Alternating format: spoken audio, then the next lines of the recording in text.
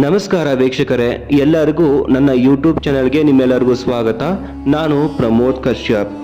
2025 March 14ಕ್ಕೂ Holi ಹುಣ್ಣಿಮೆ ಮತ್ತು 2025ನೇ ವರ್ಷದ ಮೊದಲ ಚಂದ್ರಗ್ರಹಣ ಇರೋದ್ರಿಂದ ಈ 5 ರಾಶಿಯವರಿಗೆ ರಾಜಯೋಗ ಶುರುವಾಗಿದೆ. ಈ 5 ರಾಶಿಯವರು ಪ್ರತಿಯೊಂದು ಕ್ಷೇತ್ರದಲ್ಲೂ ಕೂಡ ಅದೃಷ್ಟ ಅಧಿಕ ಲಾಭವನ್ನು ಪಡೀತಾರೆ. ಎಲ್ಲ ರೀತಿಯ ವಿಘ್ನ ಮತ್ತು ತೊಂದರೆಗಳಿಂದ ಮುಕ್ತರಾಗ್ತಾರೆ. ಹಾಗಿದ್ರೆ ಆ 5 ರಾಶಿಗಳಾವುವು? ಯಾವ ಕ್ಷೇತ್ರದಲ್ಲಿ ಅದೃಷ್ಟ ಮತ್ತು ಭಯಂಕರ ಧನಲಾಭವಾಗುವುದು? ಯಾವ ಕ್ಷೇತ್ರದಲ್ಲಿ ಅವರು ಮುಟ್ಟಿದ್ದೆಲ್ಲ ಚಿನ್ನವಾಗಲಿದೆ ಅನ್ನೋದನ್ನ ಈ ವಿಡಿಯೋದಲ್ಲಿ ನಾನು ತಿಳಿಸ್ಕೊಡ್ತೀನಿ. ವಿಡಿಯೋ ಕೊನೆಯದಲ್ಲಿ ಹುಣ್ಣಿಮೆಯ ದಿನ ಏನು ಪರಿಹಾರ ಮಾಡಿದರೆ ಸಂಪೂರ್ಣ ಅದೃಷ್ಟ ನಿಮ್ಮದಾಗುತ್ತೆ ಅನ್ನೋದ್ರ ಬಗ್ಗೆ ನಾನು ತಿಳಿಸ್ಕೊಟ್ಟಿದ್ದೀನಿ.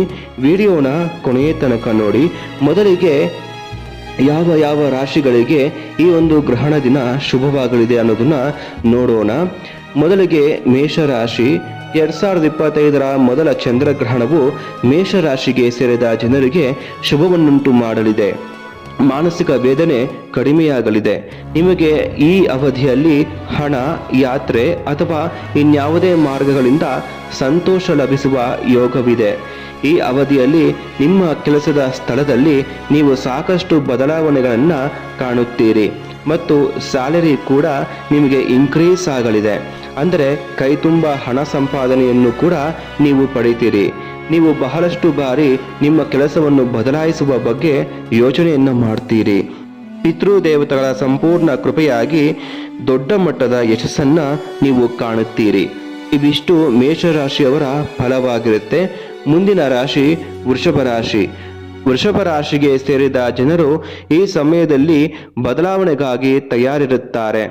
ಈ ರಾಶಿಗೆ ಸೇರಿದ ಜನರ ಸಾಮಾಜಿಕ ಜೀವನ ಉತ್ತಮವಾಗಿರುತ್ತೆ. ವರ್ಷದ ಮೊದಲ ಚಂದ್ರಗ್ರಹಣದ ಅವಧಿಯಲ್ಲಿ ನೀವು ನಿಮ್ಮ ಸ್ನೇಹಿತರೊಂದಿಗೆ ಉತ್ತಮ ಸಮಯವನ್ನು ಕಳೀತೀರಿ. ಈ ಅವಧಿಯಲ್ಲಿ ನೀವು ಹೊಸ ಜನರ ಭೇಟಿಯಾಗುತ್ತೀರಿ. ಹೊಸ ವ್ಯವಹಾರಗಳಿಂದಾಗಿ ಸಾಕಷ್ಟು ಧನಲಾಭಗಳು ಉಂಟಾಗುವುದು. ಇಷ್ಟೇ ಅಲ್ಲದೆ ಹಲವಾರು ಕ್ಷೇತ್ರದಲ್ಲಿ ನೀವು ಮುಟ್ಟಿದ್ದೆಲ್ಲ ಚಿನ್ನವಾಗಲಿದೆ. ಎಲ್ಲ ರೀತಿಯ ವಿಘ್ನ ಮತ್ತು ತೊಂದರೆಗಳಿಂದ ನೀವು ಮುಕ್ತರಾಗ್ತೀರಾ. ಅದೃಷ್ಟ ಅಧಿಕ ಧನಲಾಭವನ್ನು ಕೂಡ ನೀವು ಪಡಿತೀರಾ. ನಿಮ್ಮ ಕನಸು ಮತ್ತು ಆಸೆಗಳು ಈ ಅವಧಿಯಲ್ಲಿ ಪೂರ್ಣಗೊಳ್ಳುವುದು. ವೃಷಭ ರಾಶಿಗೆ ಸೇರಿದ ಅವಿವಾಹಿತರಿಗೆ ವಿವಾಹ ಯೋಗ ಕೂಡ ಕೂಡಿ ಬರುವುದು ಅಥವಾ ವಿಶೇಷ ವ್ಯಕ್ತಿಯನ್ನು ಭೇಟಿಯಾಗಲಿಕ್ಕೆ ಇದು ಉತ್ತಮ ಸಮಯವಾಗಿದೆ. ಇವಿಷ್ಟು ವೃಷಭ ರಾಶಿಯವರ ಫಲವಾಗಿರುತ್ತೆ. ಮುಂದಿನ ರಾಶಿ ಕರ್ಕಾಟಕ ರಾಶಿ. 2025ರ ಮೊದಲ ಚಂದ್ರಗ್ರಹಣದಿಂದಾಗಿ ಕಟಕ ರಾಶಿಗೆ ಸೇರಿದ ಜನರ ಪ್ರತಿಯೊಂದು ಕೆಲಸದಲ್ಲಿಯೂ ಈ ಅವಧಿಯಲ್ಲಿ ನಿಮಗೆ ಅದೃಷ್ಟದ ಸಂಪೂರ್ಣ ಬೆಂಬಲ ದೊರಕುತ್ತೆ. ಕಟಕ ರಾಶಿಗೆ ಸೇರಿದ ಜನರು ಈ ಚಂದ್ರಗ್ರಹಣದ ಸಂದರ್ಭದಲ್ಲಿ ಧಾರ್ಮಿಕ ಕಾರ್ಯಗಳಲ್ಲಿ ಹೆಚ್ಚು ಆಸಕ್ತಿಯನ್ನು ಹೊಂದುವರು. ಕೆಲಸದ ಸ್ಥಳದಲ್ಲಿ ಈ ರಾಶಿಗೆ ಸೇರಿದ ಜನರು ಉತ್ತಮ ಫಲಿತಾಂಶವನ್ನು ಪಡೆಯುತ್ತಾರೆ. ನಿಮಗೆ ಬ್ಯಾಂಕ್ ಬ್ಯಾಲೆನ್ಸ್ ಇನ್ಕ್ರೀಸ್ ಆಗುತ್ತೆ. ಅಂದರೆ ನಿಮಗೆ ಕೆಲಸದ ಸ್ಥಳದಲ್ಲಿ ಸ್ಯಾಲರಿ ಇನ್ಕ್ರೀಸ್ ಆಗುತ್ತೆ. ಸಕಲ ಶತ್ರುಗಳ ಬಾಧೆಗಳು, ಅನಾರೋಗ್ಯ, ಕಾರ್ಯನಷ್ಟಗಳು ನಿವಾರಣೆಯಾಗಿ ಎಲ್ಲ ರೀತಿಗಳಲ್ಲೂ ಒಳಿತಾಗುತ್ತೆ. ವ್ಯವಹಾರ ಮಾಡೋರಿಗೆ ಬಂಪರ್ ಲಾಟ್ರಿ ಅಂತಲೇ ಹೇಳ್ಬೋದು. ಆಕಸ್ಮಿಕ ಧನಲಾಭ ನಿಮಗೆ ಉಂಟಾಗುತ್ತೆ. ಎಲ್ಲ ರೀತಿಯ ಅವಕಾಶದ ಮಾರ್ಗದ ಬಾಗಿಲುಗಳು ನಿಮಗೆ ತೆರೆಯಲಿದೆ. ಇವಿಷ್ಟು ಕರ್ಕಾಟಕ ರಾಶಿಯವರ ಫಲವಾಗಿರುತ್ತೆ. ಮುಂದಿನ ರಾಶಿ ಸಿಂಹ ರಾಶಿ. 2025ರ ಹೊಸ ವರ್ಷದ ಮೊದಲ ಚಂದ್ರಗ್ರಹಣದಿಂದಾಗಿ ಸಿಂಹ ರಾಶಿಗೆ ಸೇರಿದ ಜನರ ಆರ್ಥಿಕ ಪರಿಸ್ಥಿತಿಯು ಸಾಕಷ್ಟು ಬಲಗೊಳ್ಳುತ್ತೆ. ಈ ಅವಧಿಯಲ್ಲಿ ನಿಮಗೆ ಅತ್ಯಂತ ಹೆಚ್ಚಿನ ಧನಲಾಭವಾಗುವ ಯೋಗವಿದೆ. ನಿಮ್ಮ ಆದಾಯವನ್ನು ಹೆಚ್ಚಿಸಲು ನಿಮಗೆ ಈ ಅವಧಿಯಲ್ಲಿ ಉತ್ತಮ ಅವಕಾಶಗಳು ದೊರಕುವ ಸಂಭವವಿದೆ. ಅವಕಾಶದ ಮಾರ್ಗದ ಬಾಗಿಲು ತೆರೆಯಲಿದೆ. ಅಚಾನಕ್ ಧನಲಾಭ, ವೃತ್ತಿಯಲ್ಲಿ ಆಡಳಿತಾತ್ಮಕ ಅಧಿಕಾರ, ಕೈತುಂಬ ಹಣ ಸಂಪಾದನೆಯನ್ನು ಕೂಡ ನೀವು ಪಡಿಬಹುದಾಗಿದೆ. ಪ್ರೀತಿಯಲ್ಲಿರುವ ಸಿಂಹ ರಾಶಿಗೆ ಸೇರಿದ ಜನರಿಗೆ ಈ ಸಮಯವು ಬಹಳಷ್ಟು ಶುಭವಾಗಿರುವುದು. ಈ ಅವಧಿಯಲ್ಲಿ ನೀವು ನಿಮ್ಮ ಸಂಗಾತಿಯೊಂದಿಗೆ ಉತ್ತಮ ಸಮಯವನ್ನು ಕಳೆಯುವ ಅವಕಾಶ ದೊರೆಯುತ್ತದೆ. ಇವಿಷ್ಟು ಸಿಂಹ ರಾಶಿಯವರ ಫಲವಾಗಿರುತ್ತೆ. ಮುಂದಿನ ರಾಶಿ ಧನು ರಾಶಿ. 2025ರ ಮೊದಲ ಚಂದ್ರಗ್ರಹಣದ ಅವಧಿಯಲ್ಲಿ ಧನು ರಾಶಿಗೆ ಸೇರಿದ ಜನರು ತಮ್ಮ ಮನೆ ಅಥವಾ ಕುಟುಂಬದಲ್ಲಿ ಬದಲಾವಣೆಗಳನ್ನು ಕಾಣಬಹುದಾಗಿದೆ. ಈ ಅವಧಿಯಲ್ಲಿ ನೀವು ಹೊಸ ಮನೆಯನ್ನು ಹುಡುಕಬಹುದು. ನಿಮ್ಮ ಕುಟುಂಬ ಜೀವನದಲ್ಲಿ ಬದಲಾವಣೆಗಳು ಉಂಟಾಗುವ ಸಾಧ್ಯತೆ ಇದೆ. ಇದರಿಂದಾಗಿ ಧನುರಾಶಿಗೆ ಸೇರಿದ ಜನರು ತಮ್ಮ ಜೀವನದಲ್ಲಿ ಹೊಸ ಉತ್ಸಾಹವನ್ನು ಹೊಂದುತ್ತಾರೆ.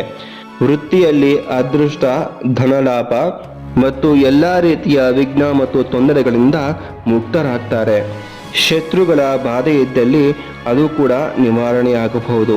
ಮಾನಸಿಕ ವೇದನೆ ಕಡಿಮೆಯಾಗಿ ಈ ಒಂದು ಅವಧಿಯಲ್ಲಿ ನೀವು ದೊಡ್ಡ ಮಟ್ಟದ ಯಶಸ್ಸನ್ನು ಕಾಣುತ್ತೀರಿ.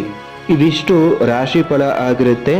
ಈ 5 ರಾಶಿಯ ಜನರು ಮಾನಸಿಕ ವೇದನೆ ಕಡಿಮೆಯಾಗಿ, ಶತ್ರುಬಾಧೆ ನಿವಾರಣೆ ಆಗಿ, ಪಿತೃದೇವತೆಗಳ ಸಂಪೂರ್ಣ ಕೃಪೆ ಉಂಟಾಗಿ ದೊಡ್ಡ ಮಟ್ಟದ ಯಶಸ್ಸನ್ನ ಈ 5 ಜನ ರಾಶಿಯವರು ಕಾಣುತ್ತಾರೆ. ಇನ್ನು ಹೋಳಿ ಹುಣ್ಣಿಮೆ ಮತ್ತು ಚಂದ್ರಗ್ರಹಣದ ದಿನ ನೀವು ಮಾಡಬೇಕಾದ ಪರಿಹಾರ ಈ ರೀತಿ ಇದೆ. ಈ ದಿನ ವಿಷ್ಣುವಿಗೆ ತುಳಸಿ ಅರ್ಪಿಸಿದರೆ, ಅವಲಕ್ಕಿಯನ್ನ ನೈವೇದ್ಯವಾಗಿ ಅರ್ಪಿಸಿದರೆ ಎಲ್ಲ ಕ್ಷೇತ್ರದಲ್ಲಿ ಜಯ, ಅದ್ಭುತ ಧನಲಾಭ ನಿಮ್ಮದಾಗುತ್ತೆ. ವಿಷ್ಣು ಪೂಜೆ ಜಪವನ್ನ ಮಾಡಿದಾಗ ಸರ್ವಶತ್ರು ಬಾಧೆ ನಿವಾರಣೆ ಆಗಿ ಸರ್ವ ಕಾರ್ಯದಲ್ಲೂ ಯಶಸ್ಸು, ಹಣದ ಸಮಸ್ಯೆ ದೂರವಾಗುತ್ತೆ. ವಿಷ್ಣು ಅಥವಾ ಕೃಷ್ಣ, ವಿಷ್ಣುವಿನ ಯಾವುದೇ ರೂಪದ ದೇವಾಲಯಕ್ಕೆ ಹೋಗಿ ಭಗವಂತನಲ್ಲಿ ಸಂಕಲ್ಪವನ್ನು ಮಾಡಿ 7 ನಿಮಿಷ ಧ್ಯಾನವನ್ನು ಮಾಡಿ. ಅವಲಕ್ಕಿಯನ್ನು ಭಗವಂತನಿಗೆ ಈ ದಿನ ಹೋಳಿ ಹುಣ್ಣಿಮೆ ಹಬ್ಬದ ದಿನ ಅರ್ಪಿಸಿ. ತುಳಸಿ ಮಾಳೆಯನ್ನು ಅರ್ಪಿಸಿ. ದೇವಸ್ಥಾನದಲ್ಲಿ ನೈವೇದ್ಯ ಮಾಡಿದ ಅವಲಕ್ಕಿಯನ್ನು ಸ್ವಲ್ಪ ಮನೆಗೆ ತಂದು ಮಾರನೇ ದಿನ ಅವಲಕ್ಕಿ ಪಾಯಸ ಮಾಡಿ ಕುಟುಂಬ ಸಮೇತ ಸೇವನೆ ಮಾಡಿ. ಹೋಳಿ ಹುಣ್ಣಿಮೆ ಹಬ್ಬದ ದಿನ ಹೊಸ್ತಿಲಿನಲ್ಲಿ ತುಪ್ಪದ ದೀಪ ಬೆಳಗಿ, ಇದರಿಂದ ಮನೆಯಲ್ಲಿ ಕಲಹ, ಮಾಟಮಂತ್ರ ದೋಷ, ಸಕಲ ಶತ್ರು ಬಾಧೆಗಳು, ಅನಾರೋಗ್ಯವಿದ್ದಲ್ಲಿ ಕಾರ್ಯ ನಷ್ಟಗಳು ನಿವಾರಣೆಯಾಗಿ ಎಲ್ಲ ರೀತಿಗಳಲ್ಲೂ ಒಳ್ಳೆಯದಾಗತ್ತೆ.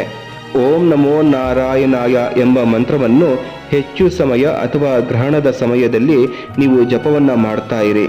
ಯಾರಿಗೆ ಕಂಕಣ ಭಾಗ್ಯ ಕೂಡಿ ಬರ್ತಿಲ್ಲ, ವಯಸ್ಸು ಮೀರಿದ್ರೂ ಹುಡುಗ ಅಥವಾ ಹುಡುಗಿ ಸೆಟ್ ಆಗ್ತಿಲ್ಲ ಅಂದರೆ ಎತ್ತುಗಳಿಗೆ ಮರೆಯದೆ ಬೆಲ್ಲದಿಂದ ಮಾಡಿದ ಸಿಹಿ ತಿಂಡಿಯನ್ನ ತಿನ್ನಿಸಿ ಅಥವಾ ಬೆಲ್ಲವನ್ನು ಅಕ್ಕಿಯೊಂದಿಗೆ ಹಾಕಿ ತಿನ್ನಿಸಿದರೂ ಒಳ್ಳೆಯದು. ಭಗವಂತನ ಅನುಗ್ರಹದಿಂದ ಕಂಕಣ ಭಾಗ್ಯ ಕೂಡಿ ಬರುತ್ತೆ. ಯಾವುದೇ ಚಂದ್ರಗ್ರಹಣವಾಗಿರಲಿ ನಮ್ಮ ಇಷ್ಟಾರ್ಥಗಳನ್ನು ಈಡೇರಿಸಿಕೊಳ್ಳುವುದಕ್ಕೆ ಒಳ್ಳೆಯ ಸಮಯವಾಗಿರುತ್ತೆ. ಈ ಗ್ರಹಣದಂದು ಗ್ರಹಣ ಪುರುಷ ಸೂರ್ಯ ಮತ್ತು ಚಂದ್ರರಿಗೆ ನಮಸ್ಕಾರವನ್ನು ಮಾಡಿ ಸಂಕಲ್ಪಿಸಿ ನೀವು 24 ನಿಮಿಷಗಳ ಕಾಲ ಧ್ಯಾನವನ್ನು ಮಾಡಿದರೆ ಮುಖ್ಯವಾಗಿ ಹಣಕಾಸಿನ ಸಮಸ್ಯೆ, ಶತ್ರುಬಾಧೆ ನಿವಾರಣೆಯಾಗುತ್ತೆ. ಇವಿಷ್ಟು ಹೋಳಿ ಹುಣ್ಣಿಮೆ ಮತ್ತು 2025ರ ಮೊದಲ ಚಂದ್ರಗ್ರಹಣದ ಪರಿಹಾರ ಆಗಿರುತ್ತೆ. ಮುಂದಿನ ವಿಡಿಯೋದಲ್ಲಿ ಭೇಟಿಯಾಗೋಣ. ಎಲ್ಲರಿಗೂ ನಮಸ್ಕಾರ. ಕೃಷ್ಣ ಅರ್ಪಣಮಸ್ತು.